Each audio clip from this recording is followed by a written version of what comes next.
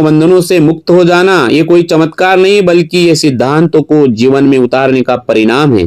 तत्व शब्द नियम को जब हमारे जीवन में उतार देते हैं तो हम सहजता के साथ कर्म बंधन से मुक्त हो जाते, जीवन सहज हो जाता है, बिल्कुल सहज। मिले सो दूध बराबर, मांग लिया सो पानी, नोच लिया सो रक्त बराबर, बोले कबीरा वाणी। जब एक सेवक बाबा के बताए हुए तत्व शब्द नियम पर चलकर अपने क्रोध को क्षमा में बदल देता है, अपने लोभ को संतोष में बदल देता है और अपने स्वार्थ को सेवा में बदल देता है, तो सेवक के जीवन में संचित कर्म, प्रारब्ध कर्म अपने आप कटने लगते हैं। ऐसा सेवक ही भगवान से सीधा संबंधित हो जाता है। उसके लिए भगवान दूर नहीं है, कहीं आसमान में नहीं है, बिल्डिंग में नहीं है, कचरे में नहीं है, बल्कि उसके हर एक नेक काम में 24 घंटे भगवान उसके साथ में खड़ा है।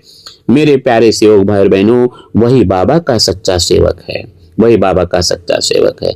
तो सेवक का असली इम्तिहान मंदिर में या बाहर कहीं भगवान नहीं है ना, बल्कि उसके घर की चार दीवारी और समाज के व्यवहार में होता है। यही सेवक की असली कसौटी है।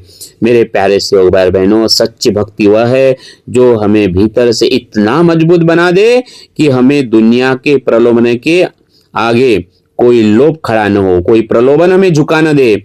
ऐसी सच्ची भक्ति, ऐसी सच्ची शक्ति हमें भगवान को मांगना है। मेरे प्यारे सेवक भाई बहनों, तत्व शब्द नियमों का पालन ही वह कुंजी है जो हमें जन्म मरण और दुखों के तालों को खोलकर हमारी आत्मा को मुक्ति करा दे।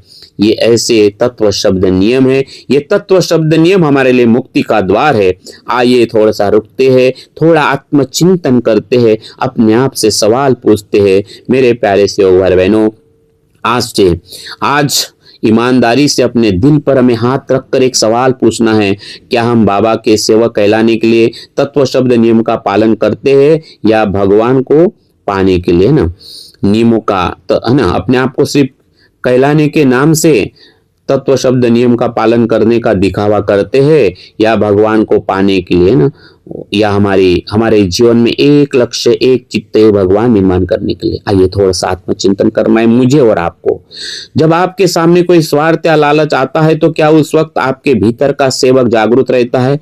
क्योंकि बाबा ने कहा कि सेवक जाग जा, बोले ना, हर पल बाहर लोभ है, लालच है, मोह माया है, अहंकार है। देखना है उस समय कि क्या हमारा अहंकार उस समय हावी हो रहा है, उस परिस्थिति में हावी हो रहा है। थोड़ा चेक कर लीजिए अपने आप को, यही आत्मचिंतन है। क्या आपके आचरण से दूसरे लोगों का, है ना, दूसरे लोगों को बाबा के मार्ग की महानता दिखाई देती है?